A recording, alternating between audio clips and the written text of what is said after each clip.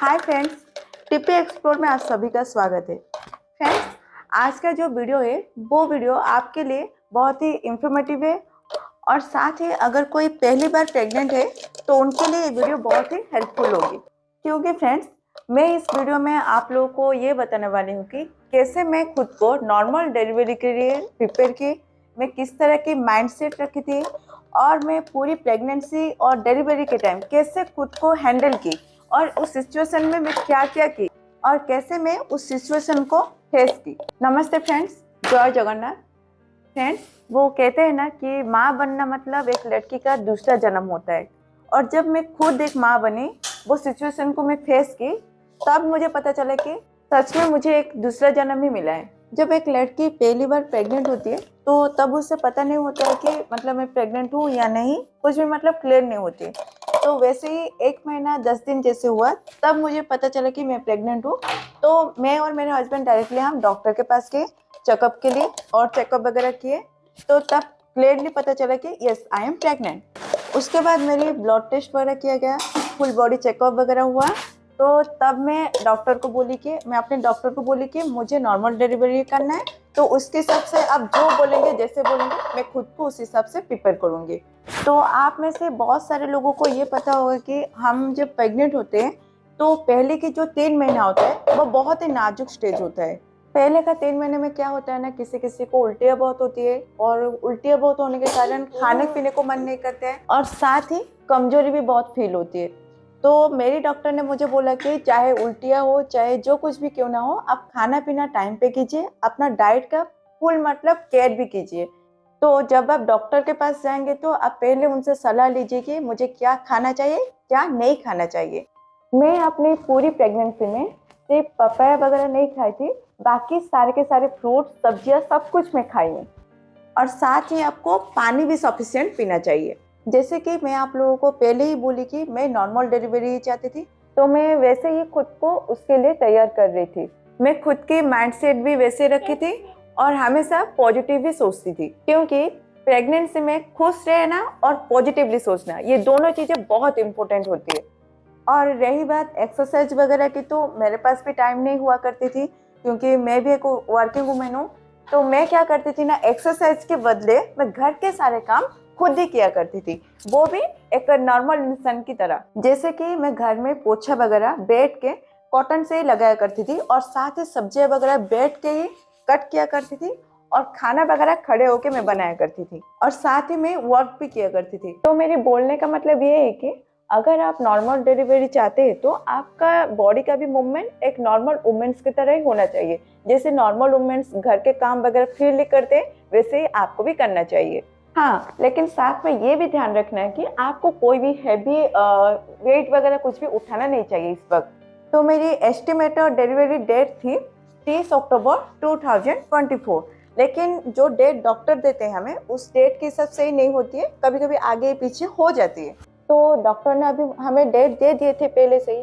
तो जैसे ही अक्टूबर महीना स्टार्ट हुआ, तब मैं अपना हॉस्पिटल बैग जो है वो मैं रेडी करना चालू कर दी थी।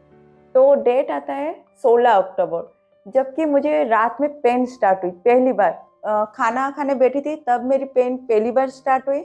तो मैं अपनी फैमिली को इन्फॉर्म की कि मुझे अभी पेन हो रही है। तो मेरी फैमिली ने मुझे बोला कि अगर एक्चुअल में तुम इसे बियर नहीं कर पा रही हो, मतलब ज़्यादा कुछ पेन हो रही है, तो हम डॉक्टर के पास चलेंगे, चलो।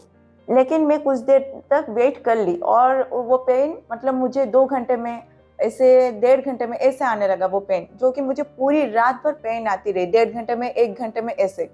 और मैं पहले से ही रिसर्च की कि जब हम प्रेग्नेंट होते हैं और जब डिलीवरी का वक्त आता है, जब नॉर्मल डिलीवरी होती है, तो हमें पेन एक्चुअल में ऐसे ही आना स्टार्ट होती है, पहले 1.5 घंटे में, पहले 1 घंटे में, उसके बाद वो टाइम जो होती है, टाइम ड्यूरेशन उसका कम होते होते आता है, जैसे 15 मिनट, 20 मिनट ऐसे होकर आएगा। जब मुझे ये बात पहले से पता थी, तो अब मैं इस चीज के लिए नहीं डरती थी कि मुझे पेन आ गया, मैं अभी क्या करूँ, ऐसे मैं पैनिक नहीं हो रही थी, बल्कि मैं उस वक्त को हैंडल कर रही थी खुद को। और पेन जितना दूर तक मुझे लग रही थी कि बहुत जोर से हो रही थी, तो मैं उस चीज को, मतलब उस पेन को मैं खुद ही हैंडल भी कर रही थी, मतलब उस पेन को मैं सह ले रही थी। मुझे इतना मतलब तकलीफ हो रही थी, फिर भी मैं सह रही थी अंदर ही अंदर। तो उसके बाद जब सुबह का 6 बजा, तो सुबह के 6 बजे मुझे वो पेन आधे घंटे में आने लगा। तब मैं फिर से अपने फैमिली को बोली कि मुझे अभी पेन जो है वो रात में 1.5 घंटे में 2 घंटे में आ रही थी, अभी फिर से मुझे आधे घंटे में आ रही है। तो मेरी फैमिली ने मुझे बोला कि ये पहला बच्चा है तो कुछ भी रिस्क ना उठाए के चलो हम मेडिकल चले जाते हैं। तो मैं सुबह के 9 बजे जो है मेडिकल में एडमिट हो गई। जब मुझे 9 बजे एडमिट किया गया तो डॉक्टर तब मुझे फिर से चेकअप किए। तो तब वो डॉक्टर चेक करते कि बच्चादानी का मुंह कितना दूर तक खुला है कितना तक नहीं। तो उस हिसाब से मेरी वो जो बच्चादानी का मुंह था वो अभी तक पूरा का पूरा खोला नहीं था, जितना मतलब 10 से लेकर 15 सेंटीमीटर तक ओपन होना चाहिए वहां तक नहीं हुआ था। तो फिर से मेरे लिए वेट किए। देन मुझे 11 बजे ऐसे होगा तब मुझे फिर से सोनोग्राफी के लिए लेकर गए। तो सोनोग्राफी में पता चला कि मेरा जो बच्चा है वो पूरा नीचे आ चुका है, मैं पूरा मतलब तैयार हूँ नॉर्मल डिलीवरी के लिए, मैं एक्चुअली तैयार हूँ। तो मेरी जो पेन वगैरह सब कुछ हुआ था ये सब कुछ मेरी नेचुरल वे में ही हुआ था, मुझे कुछ भी इंड्यूस नहीं किया गया था।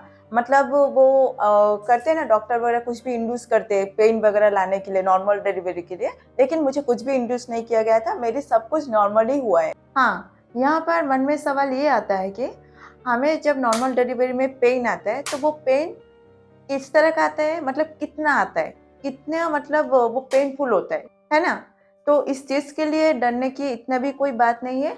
हमें पीरियड्स में जैसे पेन आता है उससे थोड़ा बहुत ज़्यादा ही होता है, लेकिन वो पेन अगर हम सहने के लिए चाहेंगे तो सह भी लेंगे। अगर हम नॉर्मल डिलीवरी करना चाहते हैं, अगर हम सोचेंगे कि हमें अब सह लेंगे तो सह लेंगे वो पेन। तो 11 बजे तक मुझे कॉन्ट्रैक्शन जो है वो पूरा का पूरा आधा घंटे में आ रही थी। 11 बजे के बाद वो कॉन्ट्रैक्शन अभी कम होते होते मुझे 15 मिनट में 10 मिनट में ऐसे ऐसे आने लगी, फिर 5 मिनट में, फिर वो कम होकर 2 मिनट में ऐसे आते हैं पेन वगैरह। तो फ्रेंड्स मैं यहाँ पर आपको एक टिप दूंगी। अगर आप नॉर्मल डिलीवरी चाहते हैं, अगर आपको ऐसी पेन आ रही है 1.5 घंटे में 2 घंटे में 15 मिनट आधे घंटे में, तो उस पेन के टाइम पे आपको चिल्लाना या तो फिर रो धो के जोर से रो धो के चिल्लाना वगैरह ये सब नहीं करना है, बल्कि उस पेन को ही आपको यूज करना है अपना नॉर्मल डिलीवरी के लिए। जैसे कि मैं पहले से ही पता थी मुझे और मैं पहले से ही प्रिपेयर हुई थी इस चीज के लिए।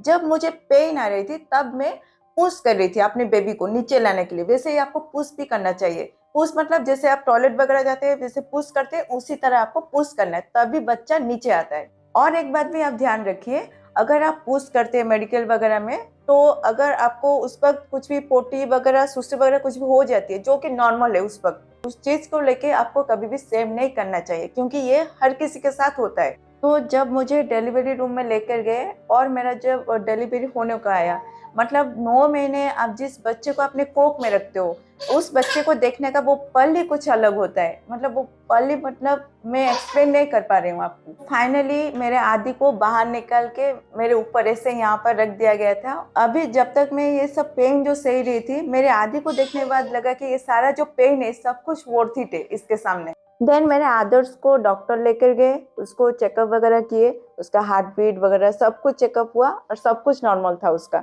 ये जो फीलिंग है ये वर्ल्ड का बेस्ट फीलिंग है। तो अगर आप ऐसे ही नॉर्मल डिलीवरी चाहते हैं तो आप डॉक्टर के पास पहले जाके सलाह लीजिए, वो क्या कह रहे हैं क्या नहीं कह रहे, उस हिसाब से आप अपना डाइट फॉलो कीजिए और साथ ही अपना बॉडी को भी मूवमेंट कीजिए और इसके साथ साथ अपने माइंड को भी एक पॉजिटिव वे में ही रखिए। तो फ्रेंड्स आई होप आपको ये वीडियो कुछ हेल्पफुल हुआ होगा। अगर वीडियो आपको अच्छा लगा तो फिर वीडियो को लाइक कीजिए, शेयर भी कीजिए। Thanks for your time and thanks for watching.